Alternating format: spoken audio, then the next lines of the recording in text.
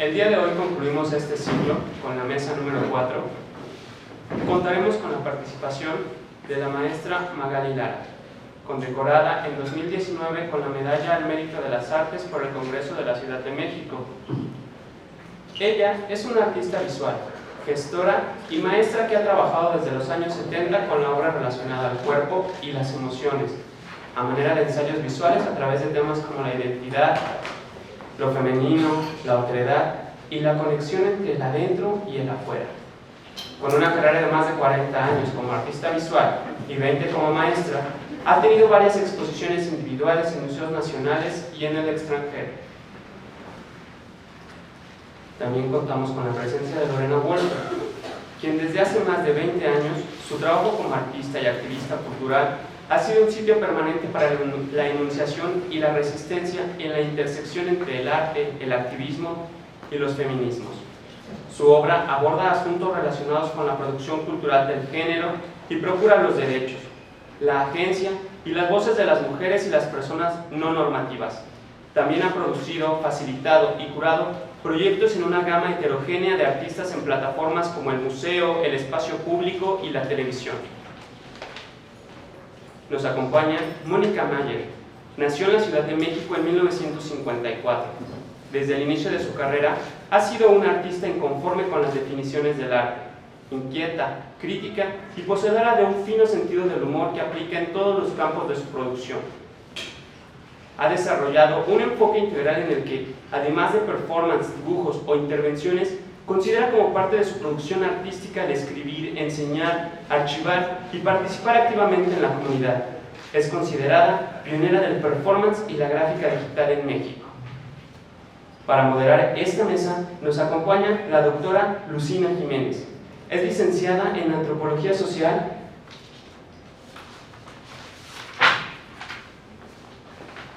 y doctora.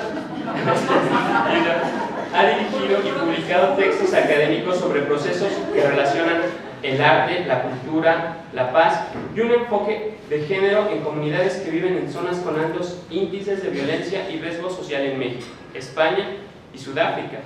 Ha sido merecedora de la medalla Ángel de la Ciudad y la medalla Mujer 2017 que otorga la Academia Suiza por su contribución a la defensa de los derechos culturales. Es miembro del Consejo Académico de la Universidad de La Paz de Lugano, Suiza, y actualmente dirige el INVAL. Antes de comenzar esta mesa, quiero cederle la palabra al poeta y coordinador ejecutivo del Colegio de San Ildefonso, Eduardo Vázquez Martín. Hola, muy buenos días a todas y a todos. Yo solo quería comentar que con esta mesa cerramos un ejercicio de reflexión que se ha dado a partir de una pequeña muestra curada por González Merlo y el Centro de Estudios del Movimiento Obrero y Socialista con Elvira Concheiro a la cabeza, en conmemoración de los 100 años de la fundación del Partido Comunista Mexicano.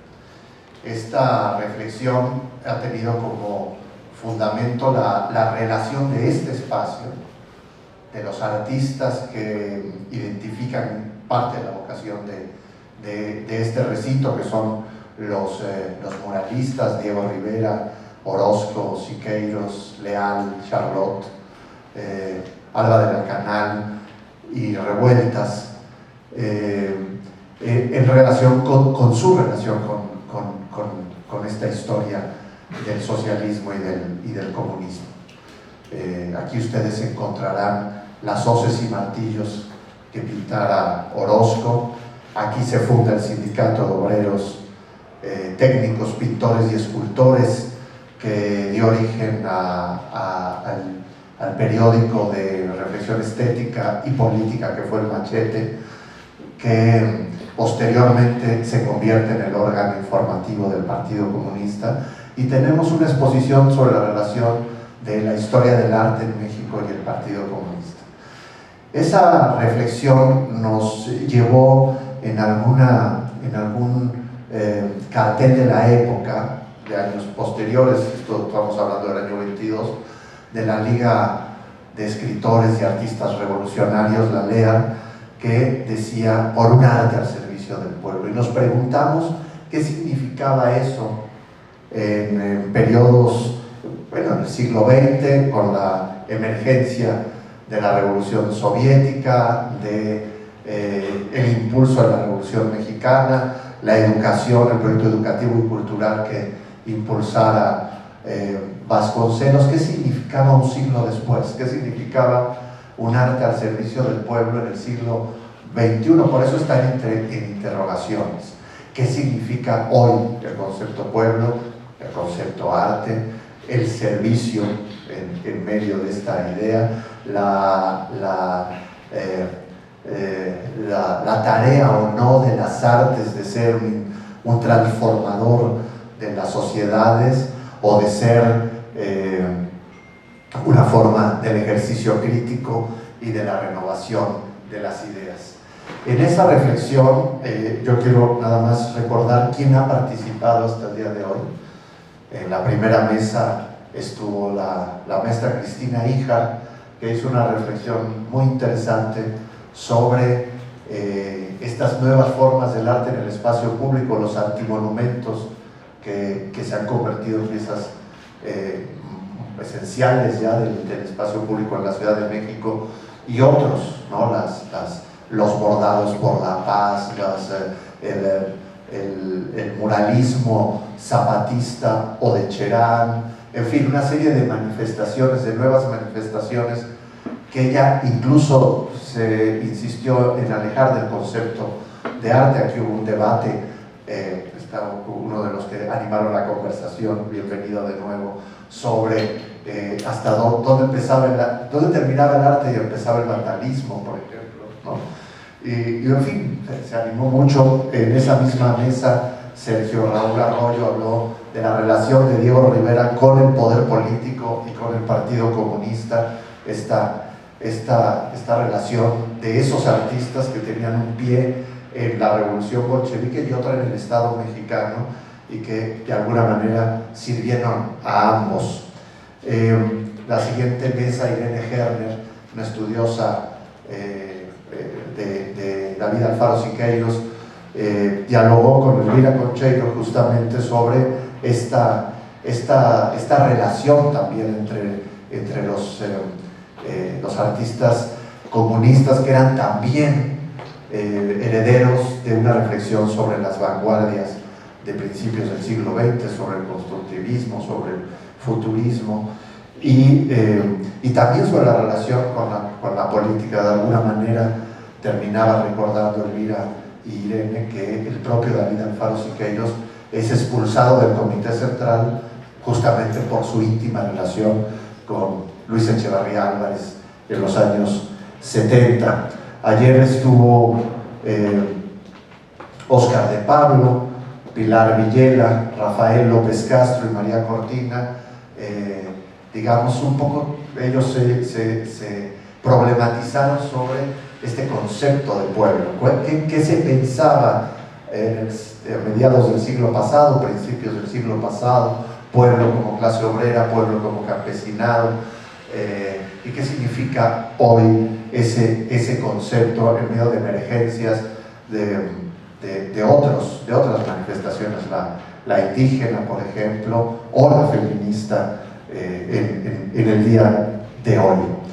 Y para cerrar este ciclo de conferencias, hoy cerramos, pues, yo creo que de una manera, bueno, para nosotros los que trabajamos en San Ildefonso es un cierre de lujo, pero además con un acento muy del momento también. Es una mesa de mujeres en estas historias del machete y del muralismo y del Partido Comunista, como en otras historias del arte, la cultura y la política en México. Las mujeres eran prácticamente invisibles, y en la historia de la plástica mexicana también ha costado, y del muralismo desde luego, inscribirlas en esta historia. Komisarenko daba hace poco una charla sobre justamente el papel de las mujeres en el muralismo y era como la revelación de un mundo oculto. De manera que nos da mucho gusto cerrar con esta reflexión, con esta pregunta, diría yo, que la vuelvo, toda esta introducción larga ha sido para volver a poner la pregunta en la mesa. Un arte al servicio del pueblo, y para eso están, pues ya han sido presentadas Magali, Mónica, Lorena y Lucina, que son en sus materias, en sus experiencias, pilares fundamentales de nuestra cultura contemporánea. Le cedo la palabra a Lucina, directora del Instituto Nacional de Bellas Artes, para que conduzca esta mesa. Lucina, es un honor tenerte en este recinto y en estas funciones. Muchas gracias y sean todas y todos bienvenidos.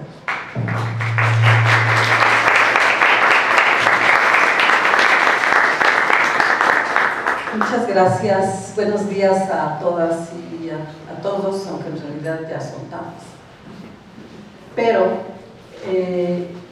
quiero celebrar la posibilidad de este diálogo porque creo que todo ejercicio de memoria es siempre un acto político. Es un acto político porque significa el repensarnos en una trayectoria en donde la relación arte y política siempre ha estado presente. Desde el principio de todos los tiempos en que se puede hablar del arte como espacio autónomo de producción de conocimiento y de creación.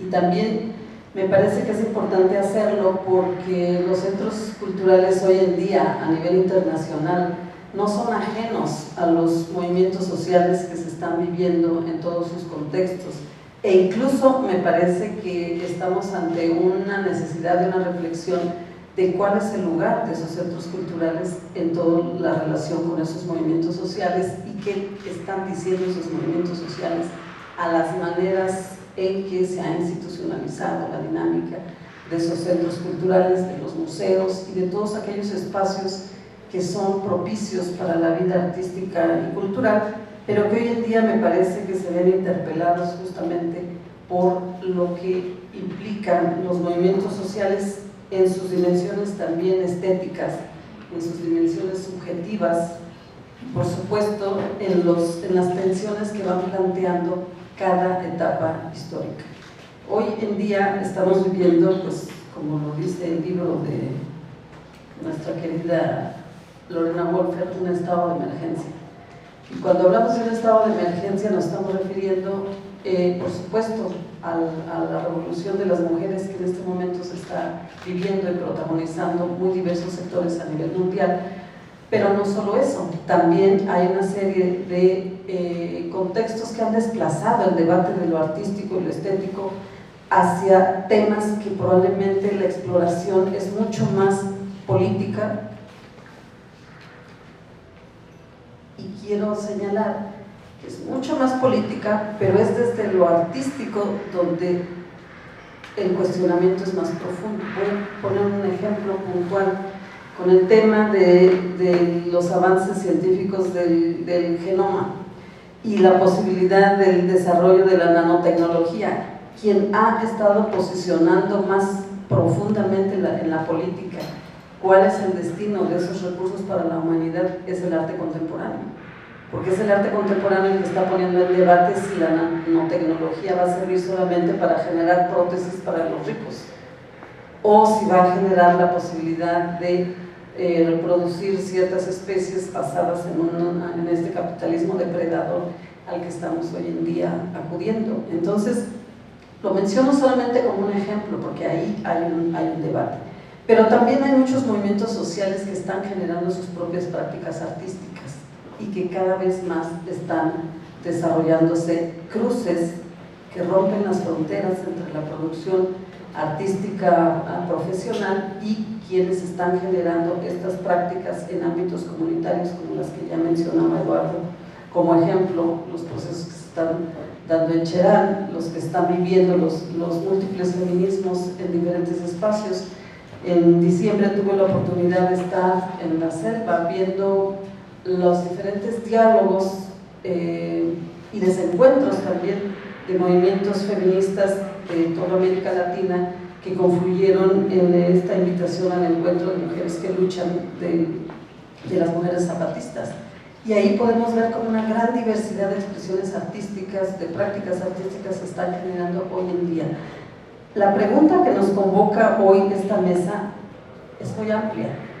Y yo creo que quienes están en esta mesa, que son 3 mujeres que han transitado en esa intersección entre el arte y la política, y que además han sido transgresoras prácticamente de muchas de las definiciones establecidas en la convención del academicismo o bien de la relación misma entre arte y política, podrían darnos hoy una luz a este respecto, una mirada desde la propia práctica de cada una de ellas, que son prácticas que además se conectan con muchos otros ámbitos.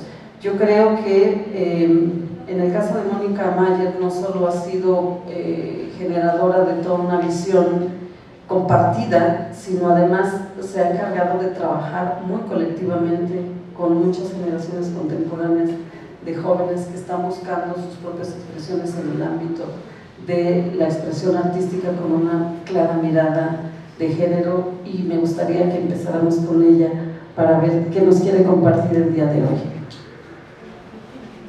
Las imágenes. Hablaré hasta donde me alcance la voz porque ando media ronca, pero no podía perderme la oportunidad de estar en esta mesa y compartir con queridas amigas, respetadas colegas y mujeres a quienes admiro tanto. Voy a tener que estar medio volteando porque lo que hay allá atrás no. La que sigue, por favor. Cuando vi la imagen con la que se nos invitaba a participar a este diálogo era muy chistosa porque pues obviamente eran puros hombres ahí participando, y era esta idea de el arte un poco, que es una idea muy paternalista, muy nosotros vamos a ir a salvar estas comunidades y les vamos a decir lo que tienen que hacer y tienen que saber y cómo debe de ser, que a mí me rebota. La entiendo en su momento, entiendo los beneficios que tuvo, entiendo las maravillas que hubo incluso dentro del movimiento comunista, que se forma la Unión Nacional de Mujeres, que se forman una serie de organizaciones que eventualmente anteceden al movimiento feminista, y en la cual las artistas y los artistas participaban mucho para promover la presencia de las mujeres, aunque luego las trataban de mal, porque a la pobre María Izquierdo le fue regacho con los muralistas, y había este proceso de invisibilización, aunque también hay cosas que se tienen que ir rescatando, como lo está haciendo Dina Comisarenko, como lo están haciendo otras mujeres para reescribir estas historias. Pero yo lo que quería plantear es esto. Ya para mí el arte es un acto de defensa personal. Yo no lo hago para ayudar a las mujeres, yo lo hago porque es un acto de defensa personal. Y si empecé haciendo trabajo que tenía que ver con acoso, era porque me acosaban a mí, no porque le iba yo a decir a las mujeres que sí las acosaban, porque me acosaban a mí en el metro. Estudiaba yo aquí en San Carlos y el tiro por viaje, el metro estaba bastante nuevecito en ese momento, por cierto, más o menos es cuando lo construyeron. De tiro por viaje estábamos hasta bien organizadas las alumnas que tomábamos grabado, porque llevábamos nuestra punta seca, y entonces llevabas la punta seca en la mano para que el güey que te metiera la mano le metías un picotazo con la punta seca, ¿no?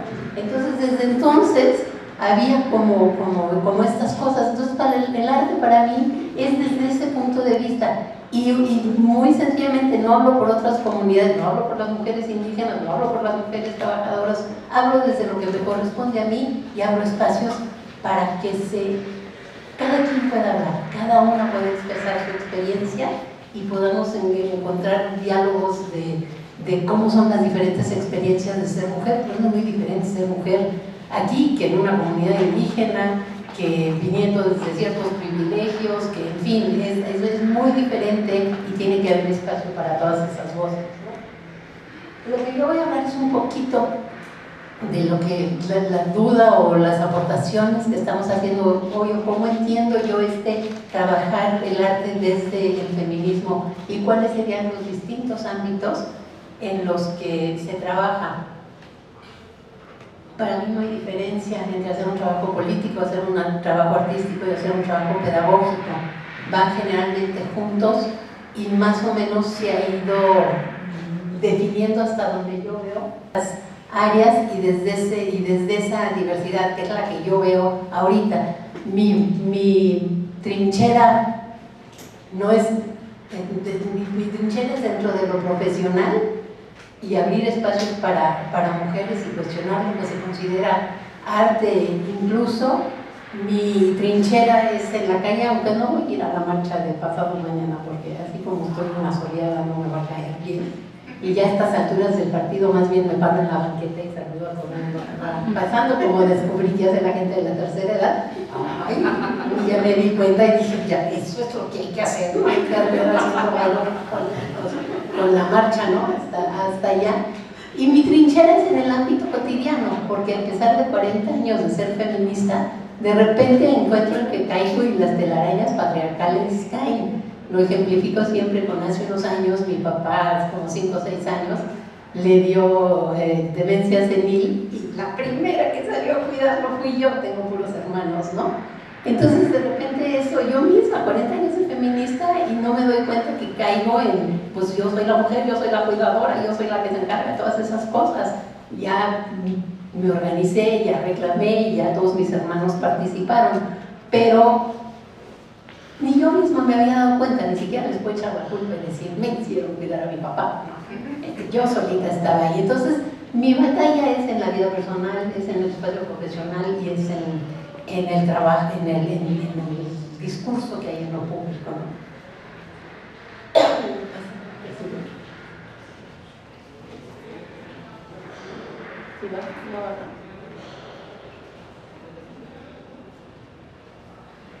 Yo creo que de entrada, por ejemplo, lo que hay que hablar es de las artistas feministas y de las colectivas feministas, porque se trabaja mucho en colectivo dentro del feminismo, en colaboración en colectivo, y este es un tipo de trabajo que en general no se ha tomado en cuenta mucho en el arte como algo serio, a pesar de que pues, el muralismo siempre es colectivo. A pesar de que está la generación de los grupos y todo el trabajo era colectivo, a veces se toma como la excepción y seguimos con esta concepción absurda del hombre genio blanco, que es el que hace el arte y es el que realmente vale la pena rescatar, y el trabajo colectivo rara vez se toma con la seriedad que se debería tomar, que seguramente es desde donde se debería enfocar, porque la mayoría de las culturas tienen un trabajo de este tipo. Entonces artistas como Frutrejo, como Elizabeth Ross, que hace un trabajo también invitando a la participación, el trabajo de Lorena Wolfer desde siempre, con piezas como esta, que eran unos espectaculares, en los que cuestionaba las cuestiones de acoso en un arte muy público, muy en la calle, usando los elementos que había en la calle y cuestionando además los medios de comunicación. ¿Sí se acuerdan? Les tocó esa campaña de Soy Totalmente Palacio, porque luego ya es de hace varios años y yo veo gente muy joven aquí. Entonces a lo mejor ya ni se acuerdan de esa campaña o no la conocieron, ¿no? O grupos como Las Hijas de Violencia, es así, los chavos y chavas deberían de conocerlas, y si no, busquen en su internet y busquen las canciones que cantan.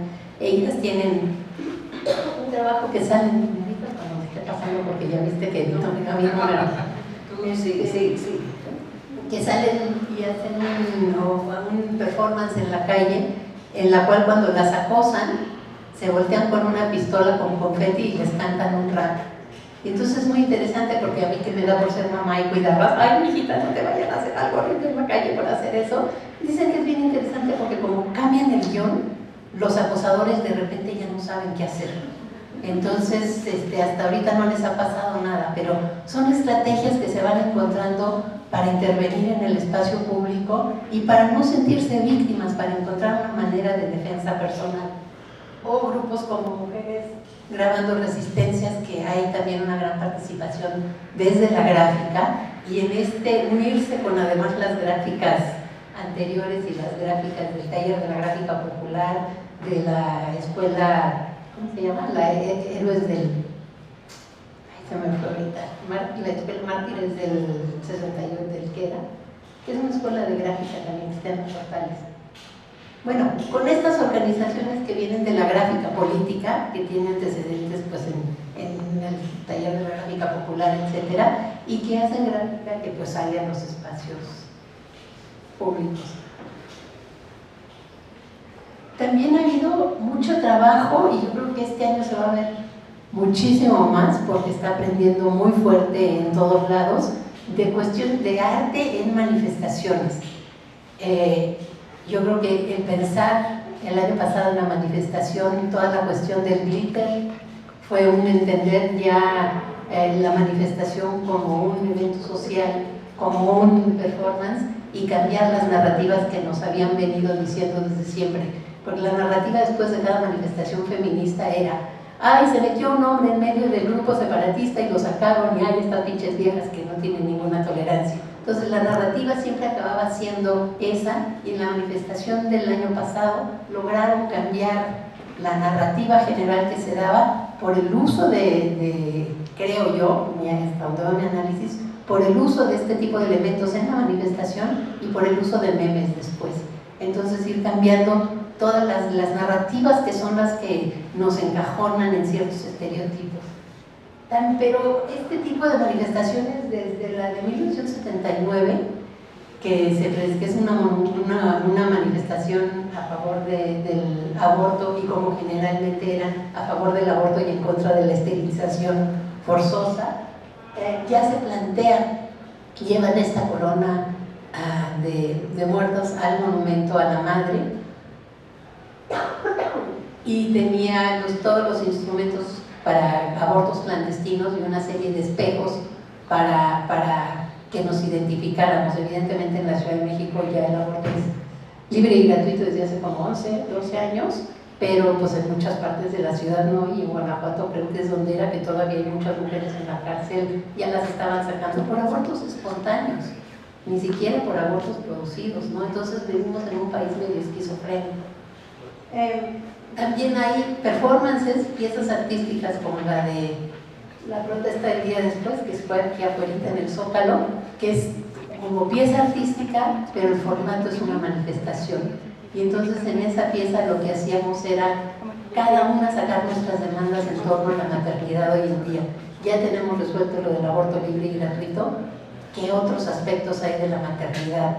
Y salieron un montón, ¿no? Que me obliguen, como que me insistan en mi familia que tenga que tener hijos, que me digan que no soy una mujer completa si no tengo hijos, que me quiten a mis hijos porque soy lesbiana, que sufra yo violencia obstétrica, que me tenga yo que venir de mi pueblo a trabajar para mantener a mis hijos cuidándolos de otra mujer. En fin, sigue habiendo muchísimas problemáticas en torno a esto, ¿no? Entonces hay esas dos posibilidades: el trabajo artístico dentro de la marcha y la marcha como trabajo artístico.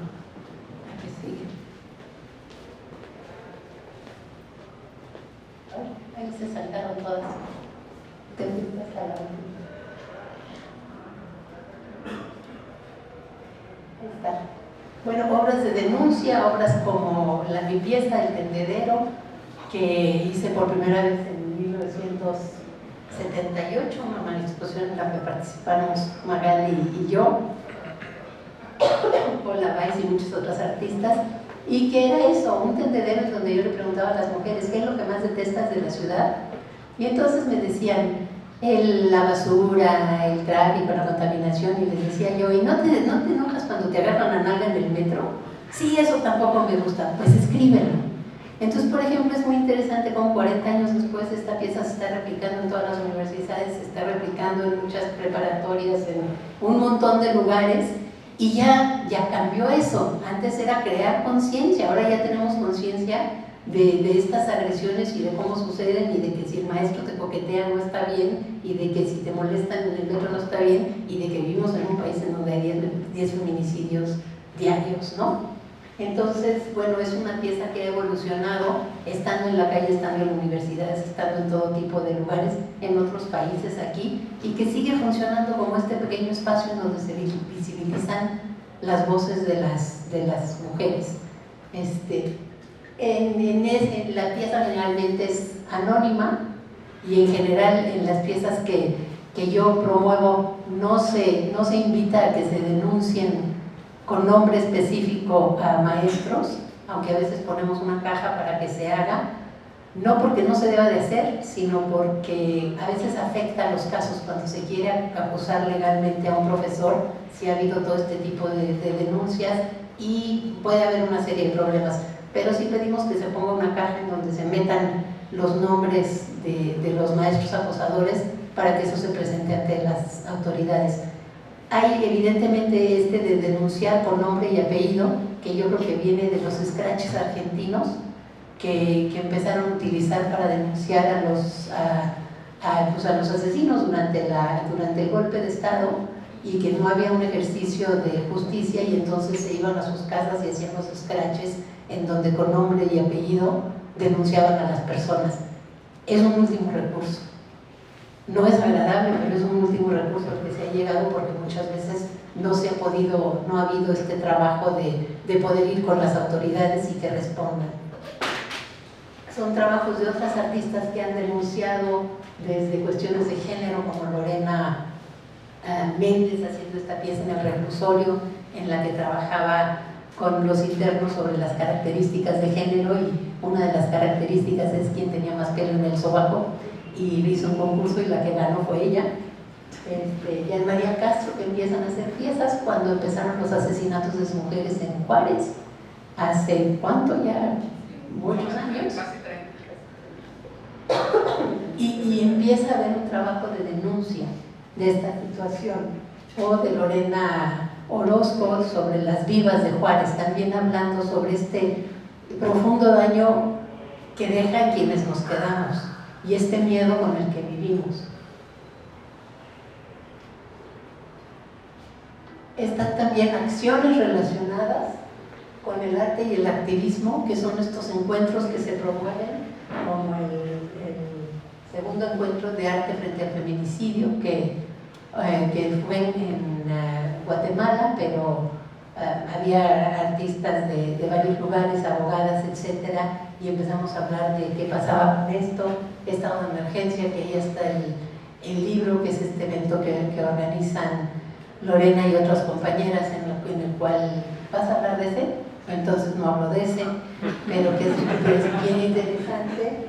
O el memorial, ya quedó ahí memoria, el memorial de Leslie, que es esta pieza, que no sé si vas a hablar de esa también, pero es una pieza que no voy a saber los datos, igual te los pregunto, es por orden de no sé quién, tienen que hacer este memorial que está en la PGJ.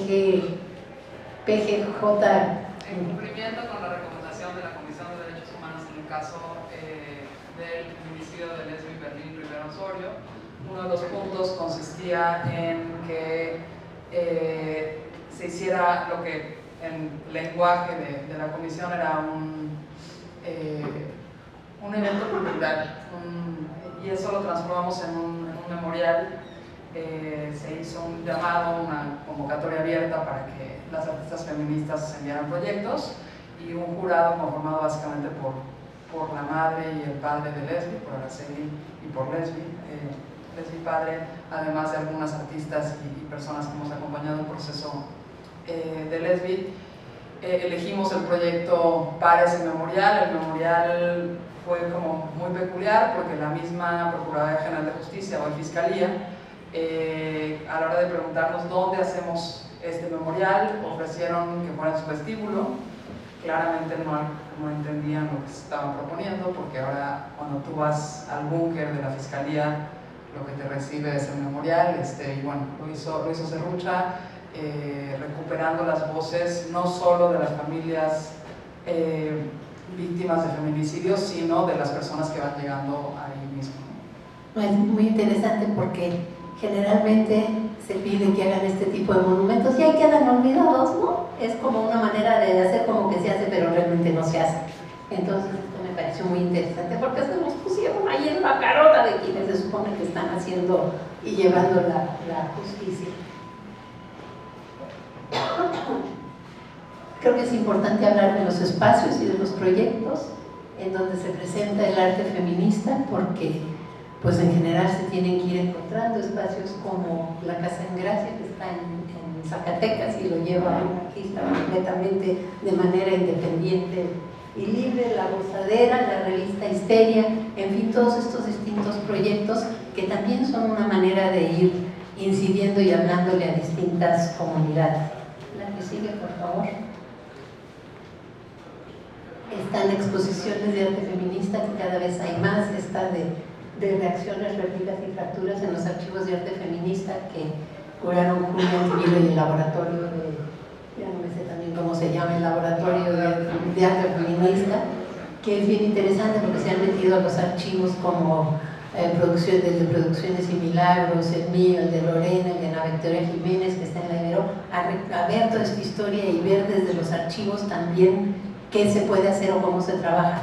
Yo siempre digo que el feminismo es un juego como gato en tercera dimensión, que tenemos que cambiar las narrativas del pasado, tenemos que actuar en el presente y tenemos que dejar datos hacia el futuro para que no nos borren de nuevo, porque es bien fácil, ya lo hemos visto, entonces tenemos que hacer estrategias para que a futuro no se borre otra vez todo eso.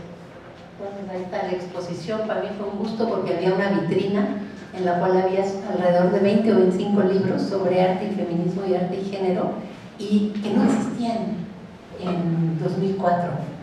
Entonces, también el generar conocimiento y generar libros y generar información es una forma de activismo que creo que es muy importante, porque cuando vienen y nos dicen, es que no hubo muralistas, o sea, es que no había estudios, que no había quien estudiara todo este material.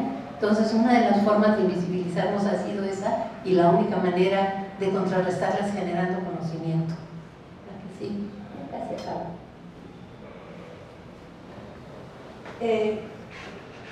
Hay, por ejemplo, las prácticas artísticas del feminismo, o sea, el feminismo utiliza el arte y lo incluye en sus cosas, sean o no feministas. Creo que la que pusiste hace rato, sí la tenía que haber puesto, ahorita regresamos a ella, yo me hice bola, perdón.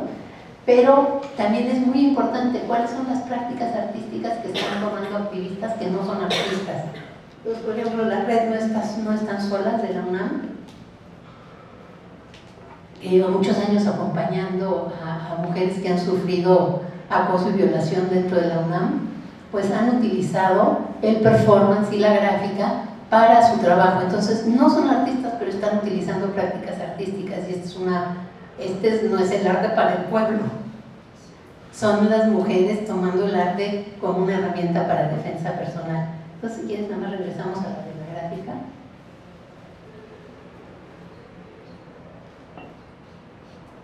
Y dentro de eso, bueno, también de la red No Están Solas de la UNAM. Bienvenidos, aquí violan. Yo espero que después de los paros, que se tenían bien merecidos. Y están bien merecidos, porque yo he visto la batalla de las chavas en la UNAM, en la UAM, de que han denunciado, de que han dicho, de que han denunciado afuera, han denunciado adentro, han hecho todo lo posible y no les hacen caso. Entonces es un último recurso, y qué bueno que lo ejercieron y qué bueno que cerraron las universidades, y les agradezco infinitamente porque no se había podido hacer nada antes, ¿no? Y toda la gráfica que hay, desde, por ejemplo, un cartel como el de Ana Barreto del 77, que es de los primeros que hablan de aborto, y hay que analizar todo este trabajo que se ha hecho, hay mucho que hacer todavía. Entonces, bueno, mi voz y yo decimos que ya.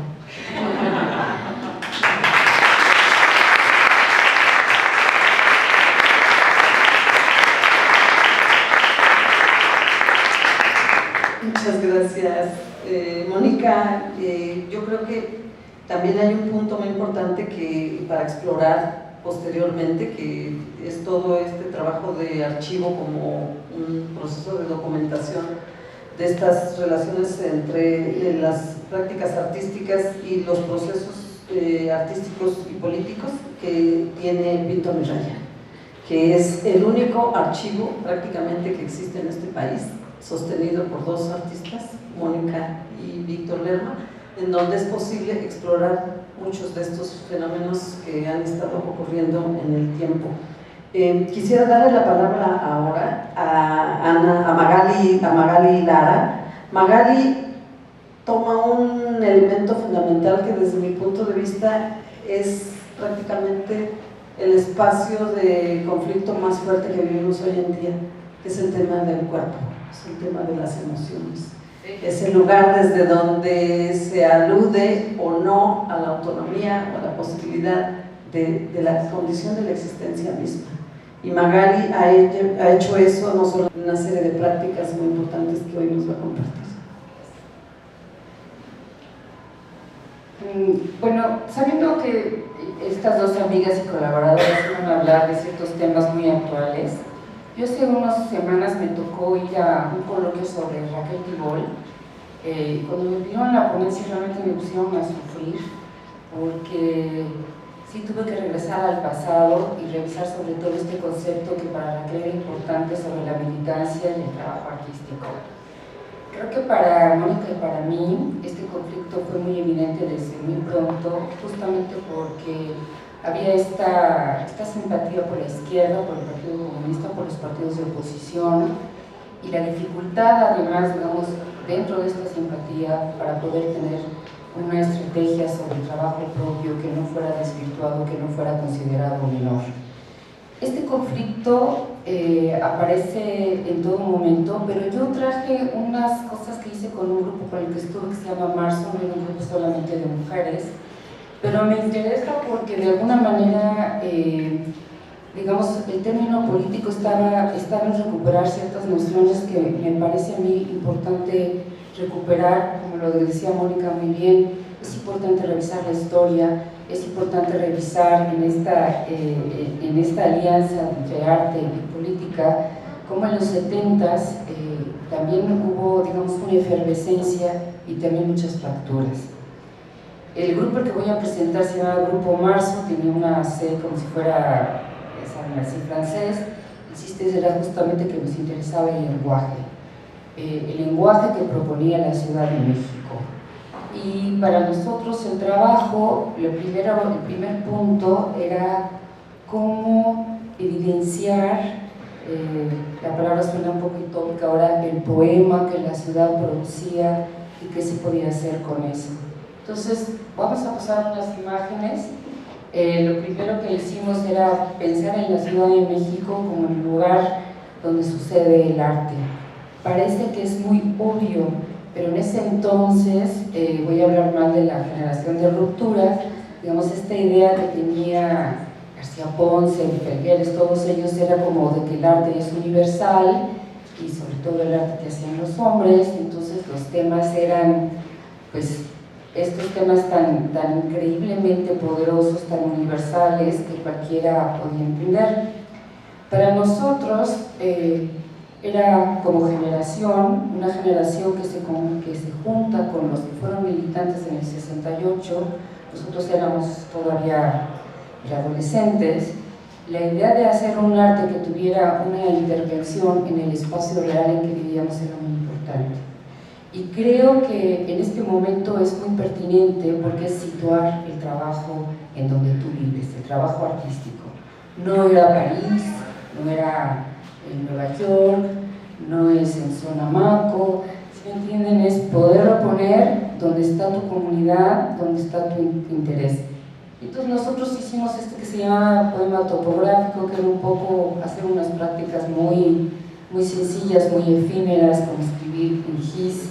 Nosotros nos tocó la suerte que podíamos jugar en la calle, entonces esta cosa que podías hacer un avión en la calle y toda esta parte de comunidad todavía en ese sentido no se perdía, era un ejercicio lúdico que se podía hacer, la calle era tuya cuando eras niño, no había peligro, y sigue pasando,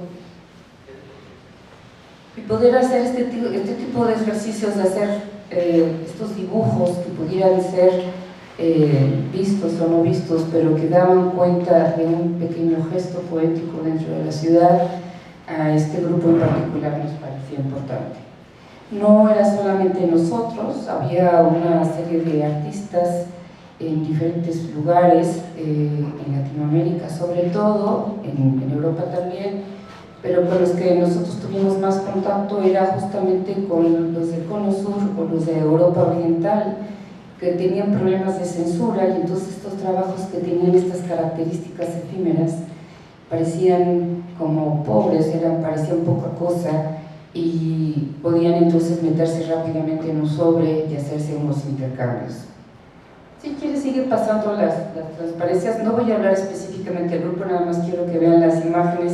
Es en realidad nada más citar una cosa, digamos una estética política y un poquito platicarles cuáles eran nuestros conflictos como generación, con esto que sería la crítica en ese entonces importante, yo diría del 73 al 85, donde yo le llamo la estética de la oposición. Es una estética que viene, como les digo, de estos, nosotros artistas jóvenes, junto con una generación que había militado en el 68, que quería nuevas formas de hacer un trabajo artístico, en que la palabra efímero y sobre todo recuperar el espacio público era súper importante. Se olvida con facilidad que en ese entonces en la Ciudad de México una manifestación, cualquier tipo de festividad afuera era dificilísimo, inclusive ir vestido de una manera, vamos a decir, extravagante era peligroso. Yo tenía un amigo gay y empezamos a ir a los lugares, los bares escondidísimos de la cosa gay, y él se pintaba las uñas, digamos que iba bien producida, y realmente nos jugábamos la vida cada vez que íbamos, era muy peligroso. Se olvida esto con facilidad, y creo que toda esta cultura de los grupos normalmente se les pone como en un paquete y no se distinguen justamente estas características para analizar justamente cómo el uso del espacio público, el uso de la performatividad viene justamente de este deseo de los grupos, porque todo el mundo sabe que la calle dice de maneras especiales. Esto que estamos viendo se llamaba el poema urbano. Es un ejercicio que hicimos algunas veces en el centro. Compramos los periódicos más importantes y recortamos las palabras que se repetían más, las imprimimos en serigrafía y trozábamos un recuadro en la acera y le pedíamos a la gente que hiciera con estas palabras un poema. La primera vez que lo hicimos, en la glorieta de Insurgentes, tardamos 25 minutos antes que llegara un policía y que detuviera, por fortuna, a los hombres y no a las mujeres, para decirles que qué diablos estábamos haciendo. Entonces, nosotros entendimos muy rápidamente que este poema no podía durar más de 25 minutos. Lo que a mí me pareció asombroso es que la gente se detenía y trabajaba, hacía así un poema, sí se tomaba el trabajo, y claro, como eran palabras subversivas, algunas, otras no tanto, pero uno podía entender este deseo de decir y de expresarse. Parte para mí interesante de la revisión de todo este trabajo de los 70s y 80s, ya por edad, como dice Mónica en su página, soy tan vieja que ya hasta puedo decir las cosas que pasaron y parece que fue hace tanto tiempo. Me parece a mí tan importante hablar de la cuestión poética. En ese momento era muy importante, y la producción de estos objetos a través de arte correo o poesía visual, todo esto tenía que ver con justamente encontrar una manera de decir que no fuera la manera obvia en que se decía normalmente, de darle, digamos, esta posibilidad a la imaginación y a esta estructura poética, esta especie como de permiso de entrar en lo que no se puede decir. Hay ahora un par de historiadoras de arte muy joven, Rosalind Rodríguez y Natalia de la Rosa, que están trabajando en un proyecto que a mí me gusta mucho, que se llama la despatriarcalización del archivo, y tiene que ver, o está empezando, con redefinir, con revisar el trabajo de las mujeres artistas de los grupos que trabajamos durante esa época. Yo creo que es muy importante porque independientemente de las que participamos en los grupos o no, lo que sí hicimos es que empezamos a trabajar de manera colaborativa muchas mujeres, que lo hicimos de una manera, vamos a decir, espontánea, con una cuestión basada en la amistad y en la necesidad de construir un lenguaje en común. Creo que este ejercicio de poder estar en un proyecto de alguien más sin que fuera tu proyecto, sino que ibas a ir a ayudar, a apoyar, nos dio un panorama, un lenguaje muy vasto y creo que además se puede discernir muy bien, digamos, en que el trabajo, cualquiera que este sea, tiene siempre un tinte político. Digamos que para todas nosotras es importante ser maestras, por ejemplo, ¿no? Y en esta cuestión de ser maestra no solamente es enseñar la historia del arte o técnicas, sino tener otra vez una posición en el lugar, en el momento en que te tocó. El arte está aquí, se hace aquí, ahora, con lo que hay. Y también creo que para poder hacerlo, pues sobre todo fue muy obvio en este coloquio, les digo, sobre Raquel Tibol, hay que desmantelar algunas figuras icónicas como la misma Raquel o Teresa del Conde, que por cuestiones, ya saben, yo creo que las dos tienen una enorme curiosidad y por supuesto una necesidad de ser escuchadas que todos entendemos. Hubo una enorme dificultad y unos enormes prejuicios para ver lo que estaba pasando y qué significaban estas nuevas estrategias de trabajo. Quiero decir lo que producía Mónica Mayer con Maris Bustamante, lo que hacía Jesús A. Rodríguez con su grupo de teatro en Doña Giovanni, con lo que hacíamos Rowena y yo, que nos decía, Rowena Morales y yo, que decíamos que como hacíamos dibujitos, hacíamos pura ensoñación, ¿no? Términos realmente muy duros, en términos críticos, porque siempre los ponía como estas mujeres, ya saben, así, que no tienen una capacidad para justamente actuar a un nivel político. Yo creo que esta digamos, deconstrucción de estas figuras es importante porque es necesario encontrar esta manera de hablar de este trabajo y poder mostrarlo con la dignidad y con la representación que se necesita para que nosotros como artistas, sobre todo las nuevas generaciones, tengamos genealogías. En la parte de la enseñanza es muy importante siempre, sobre todo, digamos, en la estética, en la historia del arte oficial, siempre se escoge a una figura que sea una mujer que represente, digamos, lo que es el mexicano. Frida Kahlo, por supuesto, es nuestro caballito de batalla, pero ahorita puede ser Teresa Boyes o Melanie Smith o Elizabeth Romero, pero siempre es una, no es una generación, no es las escritoras con las artistas visuales, con las teatreras, y en este sentido siempre nos dejan solas o aisladas cuando ya llevamos un montón de tiempo estructurando un lenguaje que, como les digo, nació de una manera afectiva, pero que realmente construyó una enorme diversidad de trabajo. Yo creo que hasta aquí lo dejo. Muchas gracias.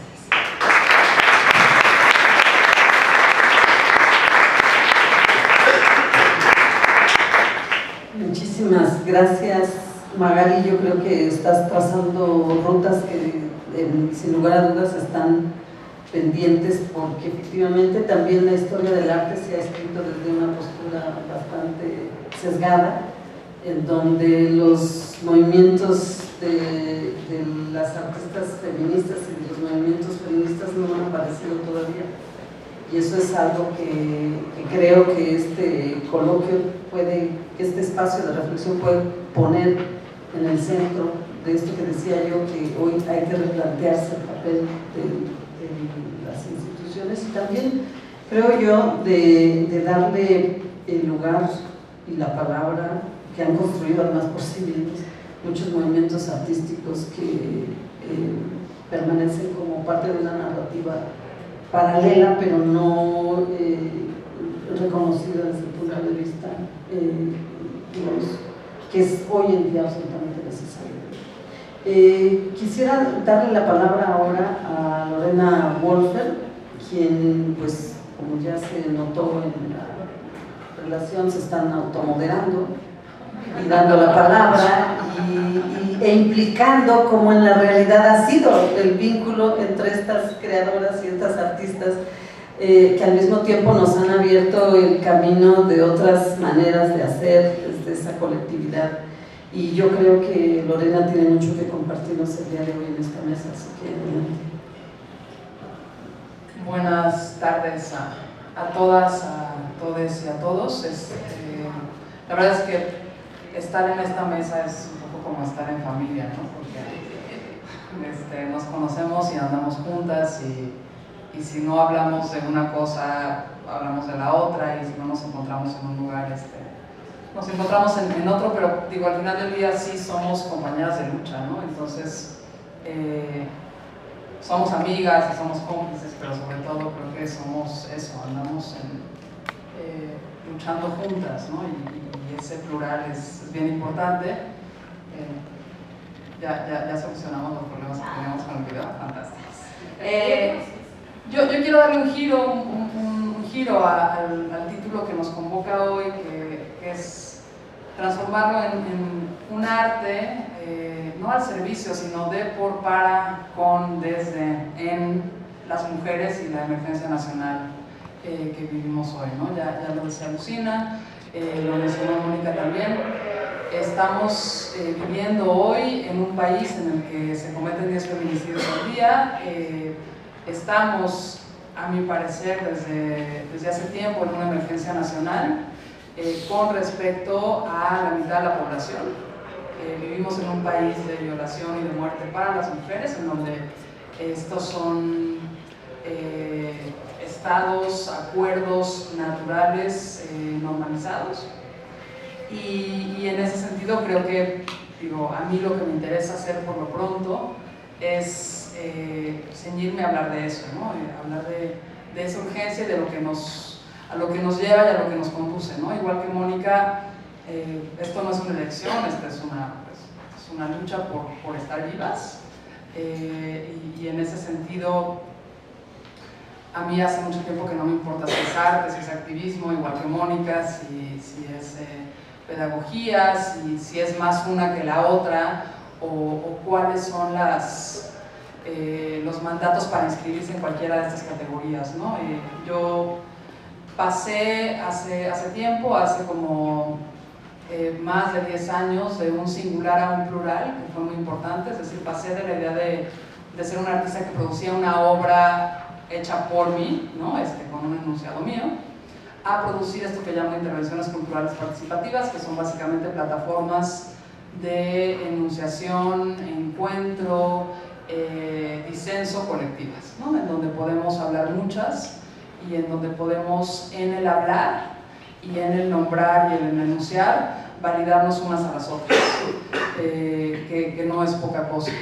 Hoy de pronto estamos en un momento en el que hacer un arte feminista es no solo viable y posible, sino celebrado, pero pues Mónica y yo llevamos un rato, y Mónica más que yo, y Magali más que yo, y Lucina desde su campo también un rato más atrás que yo, luchando porque esto sea posible. Entonces de pronto es bien raro llegar a este lugar en donde ya se puede hablar de un arte feminista sin que lo que siga sean una serie de cuestionamientos y de abucheos generalizados, porque hasta hace poco ser feminista era un término artísticamente incorrecto.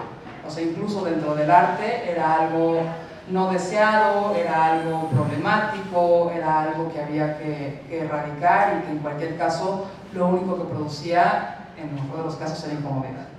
Entonces, bueno, yo regreso a este giro, esto es un arte para nosotras, y entonces empiezo con estado de emergencia, que bueno, lo empezó mencionando Lucina, después Mónica, y en efecto sí, pues es justo la muestra de que andamos juntas. Estado de emergencia fue un proyecto que produjimos hace 2 años, coordinado por una curadora argentina, una queridísima amiga, María Laura Rosa, una académica norteamericana, Jennifer Traversy, y por mí. El punto de partida era: tenemos que dejar de hablar de las violencias contra las mujeres desde los espacios del arte y la academia, porque no tienen una incidencia en la realidad. Hablar o seguir hablando de estos fenómenos en estos espacios es bien problemático, porque al final del día, de una manera bastante como perversa, termina normalizando también estas violencias. Entonces, la pregunta era, ¿qué hacemos? ¿Dónde hablamos? ¿Qué sí podemos hacer? Y una de las respuestas posibles fue, vayamos a hablar a los lugares donde suceden los feminicidios y los transfeminicidios. Hablemos desde ahí, por lo pronto juntémonos ahí, no desde la distancia de la academia, no desde la distancia del espacio artístico, que son espacios al final además seguros, donde una puede decir y hacer muchas cosas, ¿no? Vayamos a esos sitios. Entonces fuimos a 4 lugares.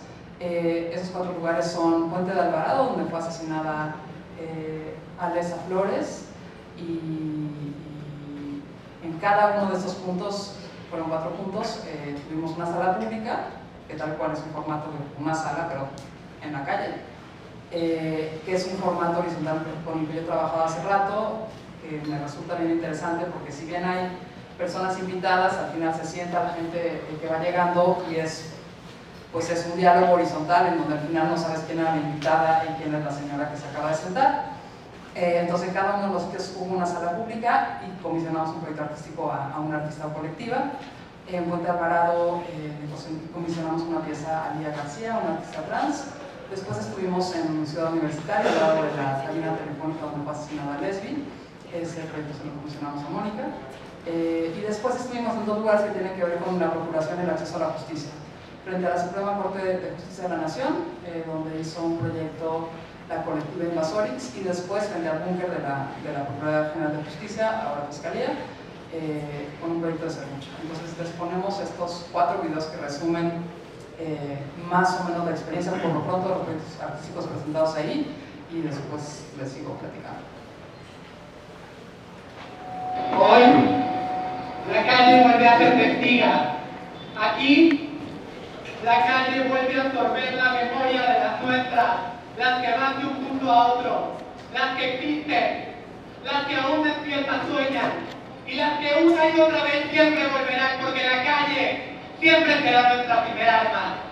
Ahora, la calle vuelve a sentir el dolor.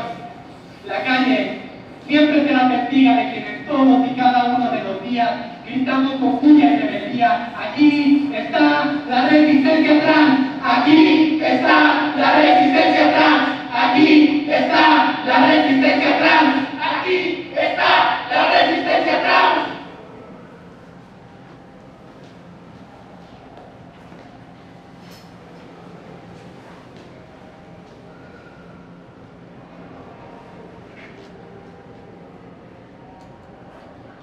Lesbi Berlín Rivera Osorio, víctima de feminicidio el 3 de mayo de 2017 en este sitio, en esta cabina telefónica, donde Jorge Luis González Hernández, entonces trabajador de la UNAM, y su pareja sentimental hasta ese momento, le arrebató la vida, y considero, esperando que el dolor fuera tan grande y pues que su crimen quedara impune, como lo son los feminicidios de muchas otras mujeres en esta ciudad y en este país.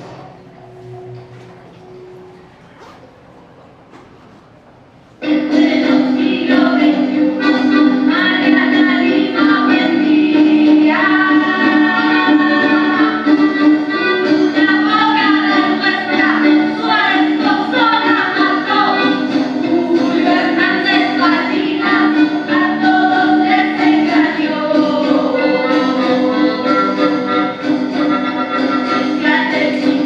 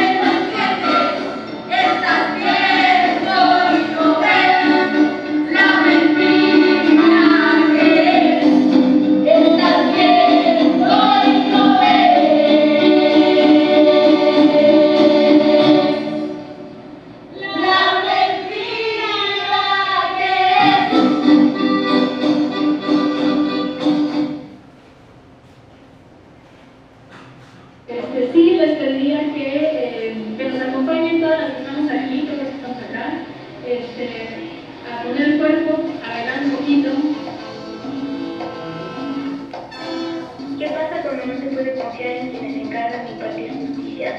¿Qué pasa cuando para la mitad de la población de un país volver a casa se empieza a volver golpe de suerte? Queremos respuestas ya.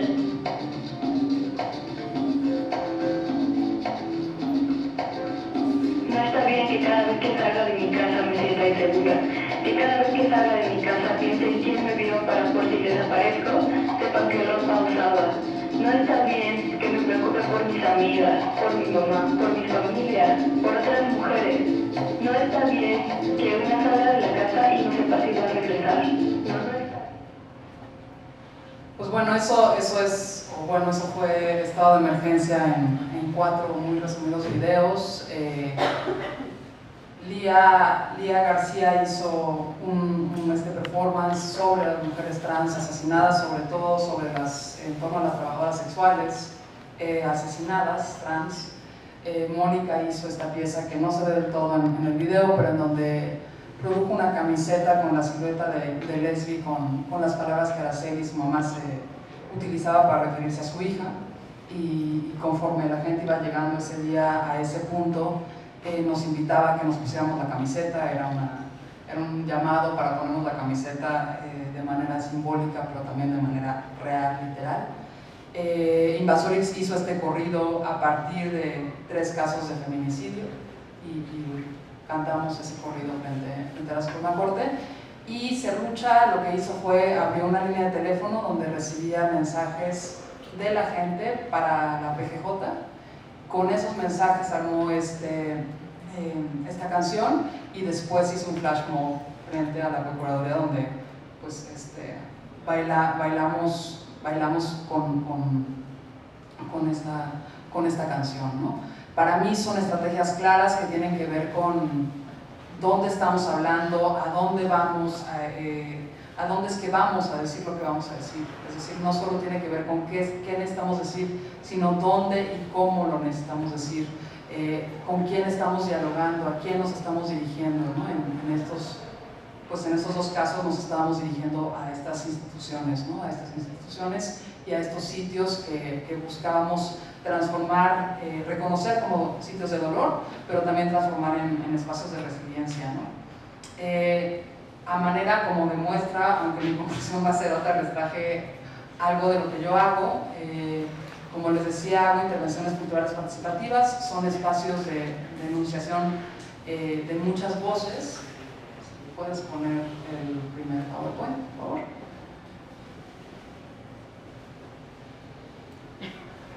En el primer caso son 2 ejemplos apenas de muchísimos, digamos, y de un proyecto en particular que se llama Afectos Ciudadanos. Afectos Ciudadanos consistió en imaginarnos y pensarnos a partir de los afectos y de cómo en los afectos podemos encontrar nuevas formas de resistencia colectiva.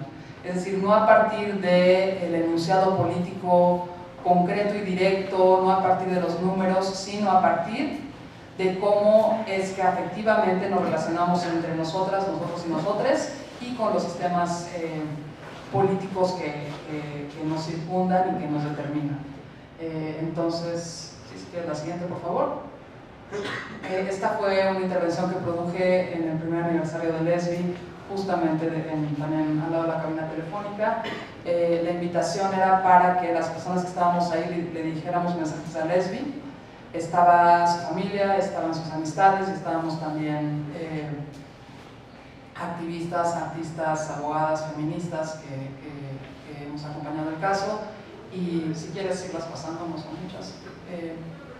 Le fuimos dirigiendo mensajes a Lesbi, ¿no? Era una manera como de tenerla presente, era una manera era una forma de mantenerla viva, por lo menos en la forma en la que nos dirigíamos a ella, ¿no? Les dejamos así un momento para que la gente vea.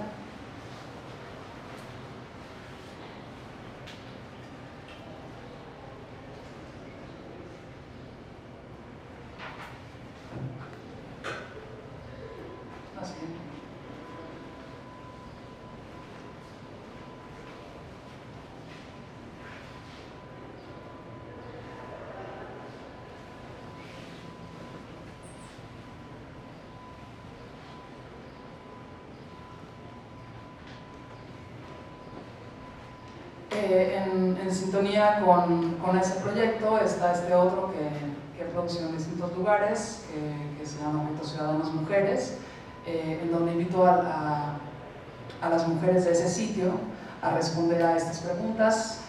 Para mí es muy importante pensar que el término mujeres se refiere a mujeres cis, que son o somos las mujeres que nos identificamos con el género que nos fue asignado al nacer, y a mujeres trans, que son mujeres que fueron identificadas como hombres, pero ellas se reconocen como mujeres, y abrir estos espacios de enunciación colectiva que tienen que ver otra vez, de nuevo, no con qué piensas o cómo reaccionas desde una manera o desde una postura objetiva a una realidad, sino cómo te sientes, cuál es la sensación tuya al vivir en un país en el que se cometen 10 feminicidios al día, o lo que sabemos que sucede, cómo te sientes cuando no hay ningún sitio en el que realmente te sientas segura. O sea, ¿qué significa para las niñas, para las jóvenes y para las mujeres de México que no nos sentimos seguras en ningún lugar y en ningún momento? Eso entraña reconocer que vivimos en una realidad que por lo pronto creo que los hombres no entienden y que no es sostenible de ninguna forma, ¿no? Entonces, bueno, esto fue en la Feria del Libro de Oaxaca, donde las asistentes a la feria fueron escribiendo también eso que ellas sienten, ¿no? Y no se lee nada, pero bueno, esas son todas sus palabras. Si nos vamos al último PowerPoint. Yo creo profundamente en que el arte y la cultura son, como decía Lucina al principio, quizás los terrenos desde donde se pueden articular y se pueden combatir este estado de emergencia de una manera más incisiva. Estoy de acuerdo con eso, pero también reconozco, y lo reconozco a la fuerza, es decir, no es el resultado de una disertación intelectual, que el arte en este momento no sé si es suficiente para hacer frente a la emergencia nacional. ¿Se puede poner el siguiente PowerPoint? Entonces, creo que sí podemos producir cambios, que por supuesto que podemos ir transformando nuestra cultura, pero en un ejercicio que es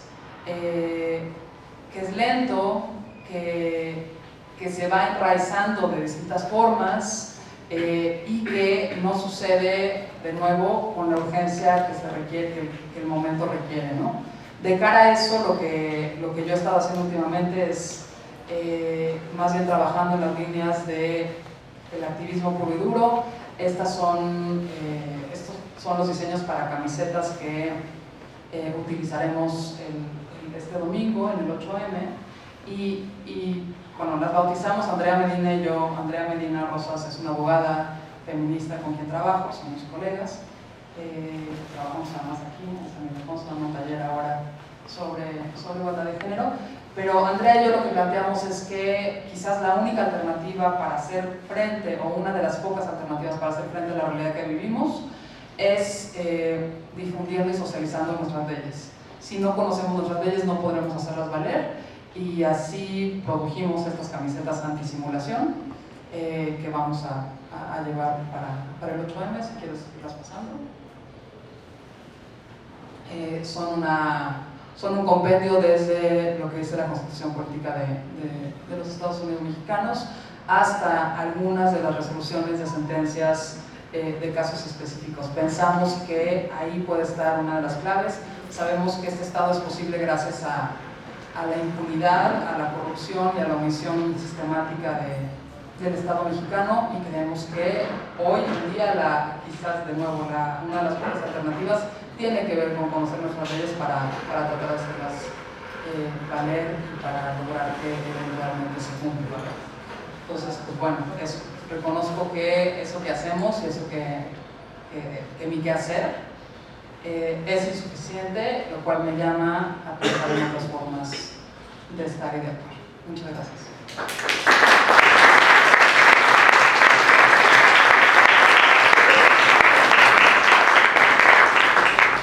Bueno, yo pienso que más que evidente esa implicación entre arte y política no se puede. Cuando estamos hablando de la expresión artística como dispositivo de defensa personal, cuando se está hablando de arte más allá de la vieja convención de los, y sobre todo los grandes creadores, que andan buscando unos espectadores, unos visitantes para ir a observar la gran creación. Estamos hablando ya efectivamente de una visión mucho más allá, mucho más discordante, digamos, con esta visión del arte al servicio del pueblo, o del arte para el pueblo, que en su momento jugó un papel importante, pero que hoy en día lo que está planteando es esta responsabilidad ética, estética y política de más bien hablar de plataformas, de hablar de dispositivos de enunciación, de hablar de espacios de experiencia, de hablar de prácticas artísticas y hablar de implicaciones, además de estas experiencias artísticas en otros lugares que no son propiamente los dispositivos institucionalizados para la observación, entre comillas, del arte, sino más bien el arte y la vida y los contextos en los cuales se están desarrollando estas posibilidades están aquí, creo yo que apenas desbozadas, porque si hacemos una revisión incluso biográfica en esas colectividades que se han conformado, abriríamos, yo pienso que prácticamente otra mirada del estudio del arte en México, y yo creo que eso es algo que tenemos que hacer. También está presente en estos diálogos que han sostenido nuestras colegas este sentido de arte que incomoda. Eso también es algo muy importante, porque a veces todavía tenemos unas nociones muy convencionales, ¿no?, de que el arte es para gustar. El arte es estética que nos puede poner en la vida frente a lo sublime, y eso es una visión que a veces pues es muy maniquea o no es suficiente, aunque también el arte cumple esa función, pero hoy en día el arte incomoda, las prácticas artísticas incomodan, porque es desde ahí donde se está planteando esta visión de esta revolución, que está planteada desde las miradas de muchas mujeres, que no importa cómo han llegado a ser mujeres, ¿saben? También ese es otro elemento importante, pero que están rompiendo esa relación convencional entre arte y públicos, que era como la visión más siglo XX institucionalizada. Y yo creo que estamos hablando más bien de nuevas realidades, donde estamos encontrando espacios decía yo, de enunciación, espacios donde las subjetividades están cobrando forma específica, y en donde el arte y la política nos pone frente a un espejo como sociedades, en donde probablemente no nos va a gustar lo que estamos mirando, y es algo que nos tiene que conmover, pero hacia la acción. Y ahí es donde creo que todas las experiencias que nos han compartido están incidiendo en eso. Hay un dispositivo que ambas compartieron, por ejemplo, Mónica y Lorena, en una experiencia en Puebla, cuando el gobierno local se negó a lanzar la alerta de género. Ambas hicieron un diálogo con muchas jóvenes que estaban planteando la posibilidad de que desde el arte se pudiera hacer la declaratoria de la alerta de género. Y se hizo la declaratoria de alerta de género con una práctica artística donde efectivamente el tendedero se convirtió en ese lugar donde era posible hablar de lo que se estaba sucediendo, pero también donde fue posible la presencia de estas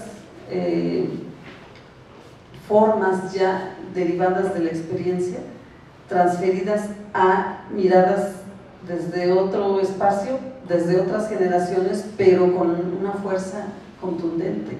Había ahí una obra que me conmovió muchísimo porque era espeluznante.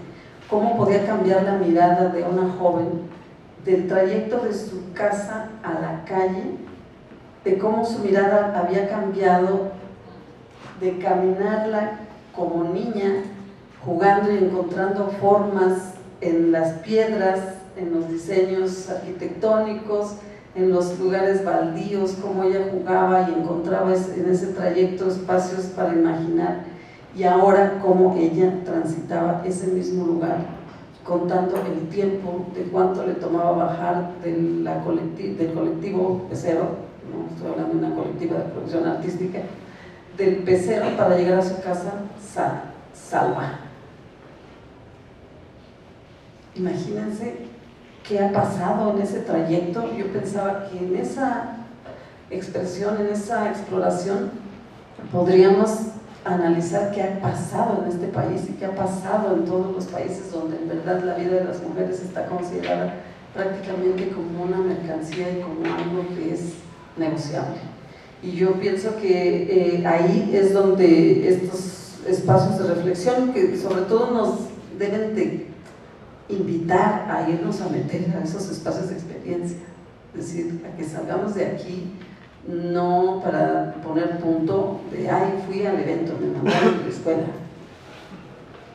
sino en realidad que podemos cambiar en nuestra vida cotidiana para poder explorar todos esos espacios. Entonces, pues estamos ante este reclamo, exigencia, ¿cómo le podríamos decir?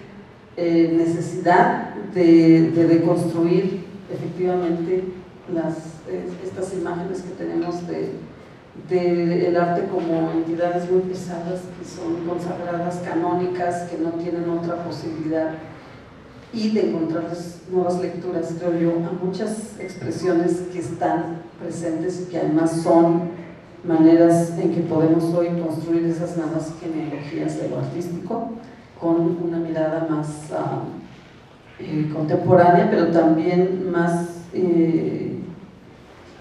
humana, diría yo. En este momento creo que lo humano tiene que ser feminista, de otra manera no se entiende. Gracias.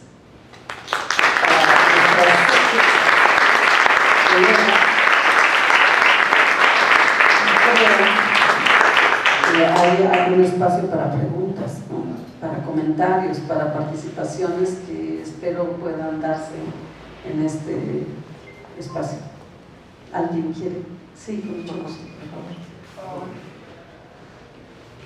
Una pregunta. Yo soy derechista y como así tengo ciertos límites. Por ejemplo, no dejar subir a un negro a un autobús solo porque es negro es nazismo. Fuera, no es derechista, es extremista, es nazi. Para ustedes, ¿dónde están estos límites?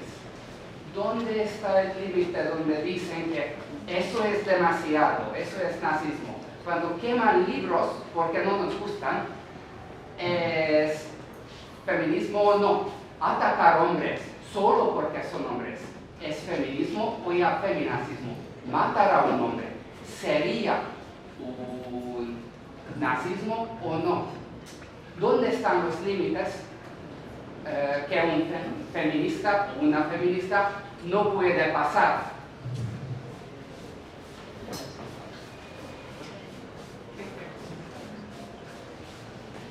Yo no entendí. Yo no he visto eso.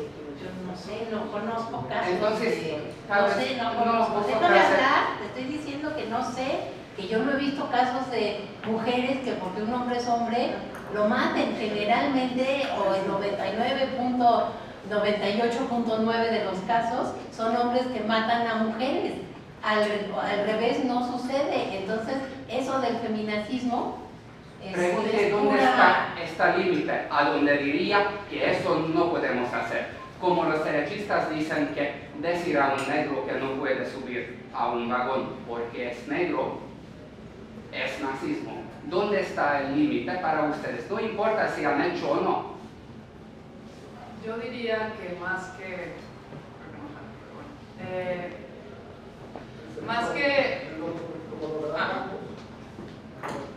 yo más bien diría que no hablemos de límites, que hablamos de derechos. Y te diría que si las mujeres y todas las personas podemos gozar de todos los derechos, esa es mi aspiración, más que los límites.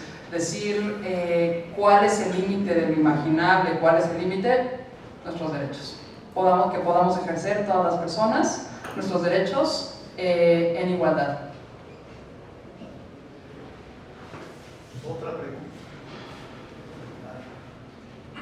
¿Alguien más quiere preguntar, comentar, disentir, soñar, imaginar?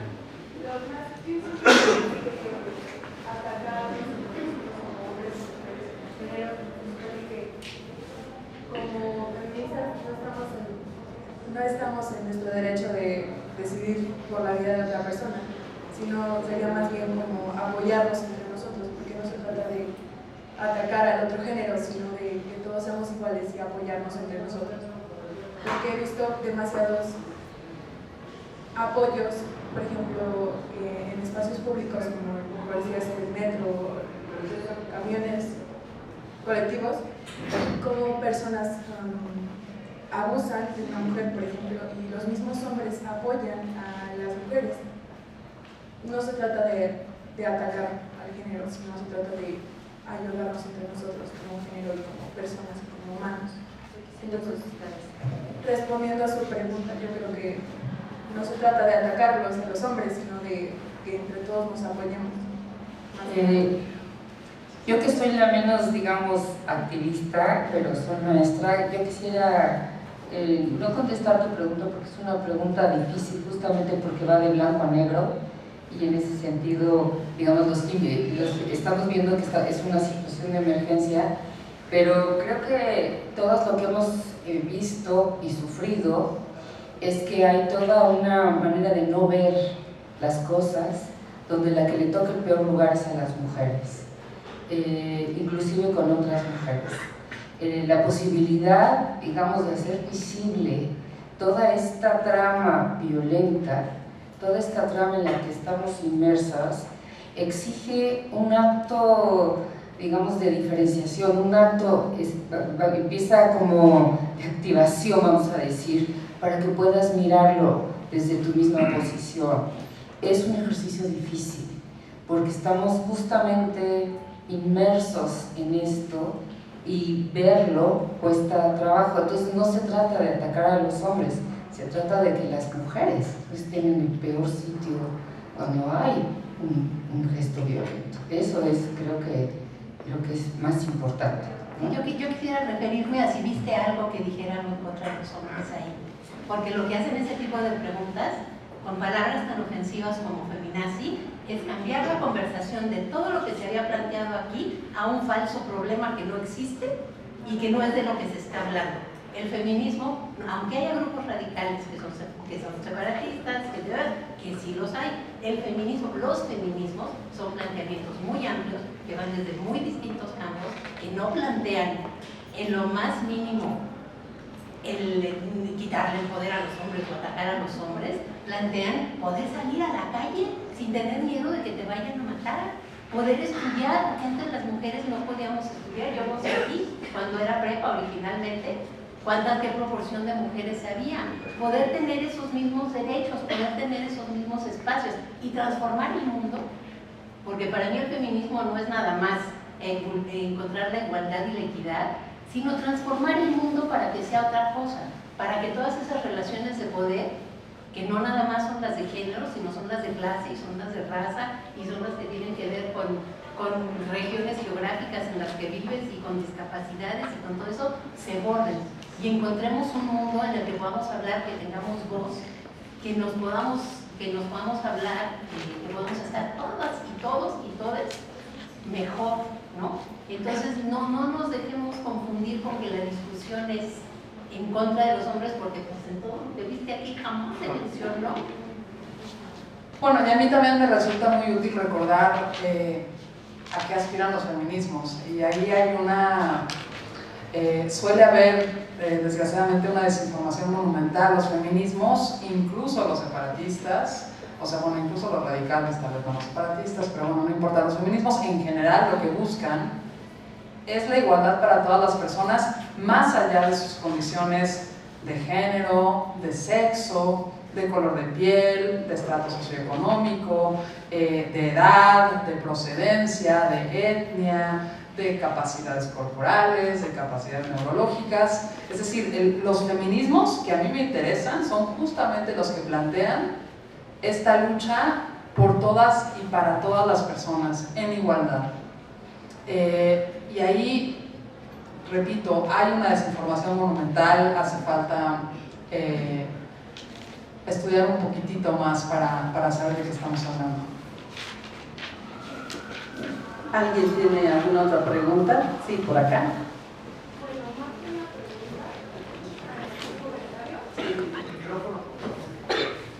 Le pueden pasar, ya viene el micrófono. Bueno, pues me parece que está muy normalizado percibir a una mujer únicamente desde el torso para abajo. Hay un proyecto de un artista que se llama Marcia Belsky, que se llama Headless Women of Hollywood, que se traduciría Las mujeres sin cabeza de Hollywood, en donde ella hace una fuerte crítica a cómo pósters de películas muy populares, incluyendo Mujer Maravilla, Wonder Woman, se supone que es una película feminista donde muestra a la mujer con poder, pero no solamente ese caso, sino muchos otros, únicamente el póster es del cuello para abajo. Parece que les asusta mostrar la cara y la cabeza de una mujer. Entonces, creo que es muy normalizado, porque vamos al cine y quizá ni siquiera lo percibimos. Y llevamos a nuestros hijos, hermanos, hermanas, y lo vemos y así lo normalizamos. Yo creo que es muy importante que desde ese punto de vista en la cultura popular se haga ¿cómo podría decirse? Un hincapié ahí, o sea, ¿qué está pasando, no? ¿Por qué estamos tomando más en cuenta el torso para abajo que lo que es una mujer que es la cabeza? Acá hay dos. Acá hay dos. A ver, aquí 1, 2, 3, 4. Vamos a quedar todo el día. Eso es lo que se necesita. Muy bien. Vamos. Con lo que estaban diciendo de que falta mucha información, y a mí me da mucha ansiedad, me causa ansiedad de que sí hay muchas actividades para tendederos, para las mujeres, para expresarnos y poner en la mesa que hay un problema, pero ¿y los hombres en qué momento empatizan? ¿O qué podemos hacer para que ellos empiecen a empatizar o no solamente atacarlo? O sea, me da mucha ansiedad pensar en qué momento va a cambiar eso, esa parte, ellos. ¿Por qué no les preguntas? Es un vecino. ¿Por qué no les preguntas y que te contesten ellos? A ver. Antes, en la escuela me gustaba jugar un poquito con unos amigos, hablar acerca del feminismo. Y justamente surgía mucho esa duda, ¿no? De hablar con un grupo que se llama Las Violetas Casa Aragón.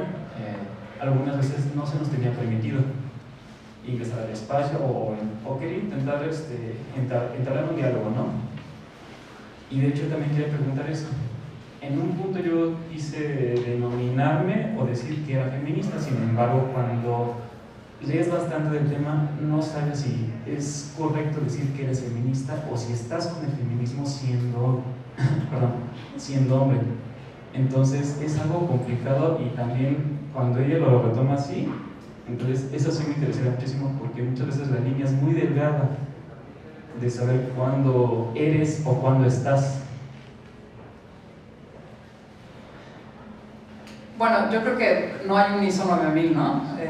Así como para decir, sí, ahí está, ¿no? Ya tienes tu sello, ya estamos, y el comité considera que ya pasaste las pruebas y cumpliste con las pautas y los puntos necesarios para ser feminista. Cualquier persona puede ser feminista, es una cosa que tiene que ver con tus convicciones y con tus prácticas cotidianas. Claramente no puede ser solo un enunciado, es decir, es bien problemático que de pronto haya personas que se nombran feministas pero operan de una forma muy distinta, y en ese sentido vuelve a ser útil saber de qué estamos hablando, pero bueno, tiene que ver con cómo es tu vida cotidiana, en qué crees, en qué la cimientas y cómo la vives. Con respecto a los hombres y a la pregunta de los hombres, que sí me interesa muchísimo responderla, esa pregunta es para ellos. no es para nosotras. Pensar que las mujeres tenemos que, encima de todo, resolver los problemas de los hombres y hacer la chamba que les toca a ellos, pues es inaudito, ¿no? Sí hay que decirlo, hay muchos talleres y hay personas que en efecto desde su posicionamiento como hombres empiezan a cuestionar las masculinidades, hay talleres de detox, o sea, ya es así incluso algo que existe, pero ese es un trabajo que le toca a los hombres. Yo creo que cuando uno lo pasa a otros campos es más claro. Yo que vivo en la ciudad, que soy más bien blanca, etcétera, etcétera, es como si yo dijera de repente, ¿y cuándo voy a poder decir que soy de una comunidad indígena?